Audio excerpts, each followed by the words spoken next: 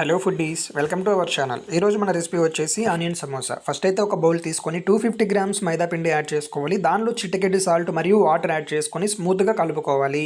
ఇలా స్మూత్గా చపాతీ పిండి కలుపుకున్నట్టు కలుపుకొని హాఫ్ అన్ అవర్ పక్కన పెట్టుకోవాలి.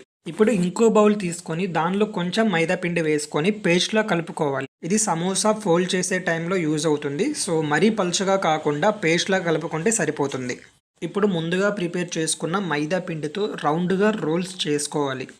ఇలా రిమైనింగ్ పిండితో కూడా రౌండ్గా రోల్స్ చేసుకోవాలి. అన్నీ ఈక్వల్ సైజులో ఉంటే బాగుంటుంది వాటిని కట్ చేసేటప్పుడు. ఇలా అన్నీ ప్రిపేర్ చేసుకున్న తర్వాత ఒక చపాతీ మీద లైట్గా ఆయిల్ పూసి దాని మీద మైదా పిండి చల్లుకోవాలి. చల్లిన చపాతీ మీద ఇంకో చపాతీని యాడ్ చేసుకోవాలి. దాని మీద మళ్ళీ ఆయిల్ అప్లై చేసుకొని సేమ్ ప్రొసీజర్ కంటిన్యూ చేయాలి. ఎన్నైతే మనకి చపాతీ ఉన్నాయో అవన్నీ ఇలానే చేసుకోవాలి. ఇలా ఒకదాని మీద ఒకటి పేర్చుకున్న తర్వాత చపాతీ మొత్తం కూడా పలుచగా వచ్చేలా రుద్దుకోవాలి. ఇలా రౌండ్గా రుద్దుకున్న తర్వాత స్టవ్ మీద ప్యాన్ పెట్టుకొని ఆయిల్ లేకుండా 2 సైడ్స్ లైట్గా బ్రౌన్ కలర్ వచ్చేలా కాల్చుకోవాలి. చపాతీ చల్లారిన తర్వాత 4 సైడ్స్ కట్ చేసుకుంటే స్క్వేర్ షేప్ వస్తుంది.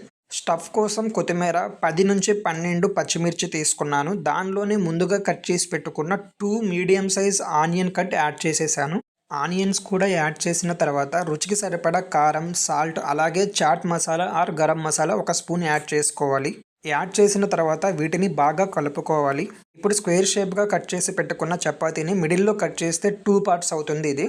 ఇలా కట్ చేసిన తర్వాత షీట్స్ మెల్లిగా సపరేట్ చేసుకోవాలి. ఇప్పుడు ఈ షీట్స్ అన్నీ కూడా ఒక కార్నర్ నుంచి ఫోల్డ్ చేసి దానిలో ముందుగా ప్రిపేర్ చేసుకున్న స్టఫ్ యాడ్ చేసుకొని ట్రయాంగులర్ షేప్ వచ్చేలా ఫోల్డ్ చేసుకొని ఒక ప్లేట్లో పెట్టుకోవాలి.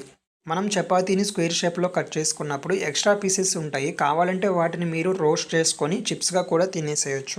ఇప్పుడు ఫోల్డ్ చేసిన సమోసాని ఆయిల్ హీటెక్కిన తర్వాత ఇలా బాండీలోకి 1 బై 1 ఇన్సర్ట్ చేసుకోవాలి. సమోసా ఆయిల్లో వేసిన తర్వాత మీడియం ఫ్లేమ్లో మాత్రమే 8 to 10 మినిట్స్ రోస్ట్ చేసుకుంటే సరిపోతుంది.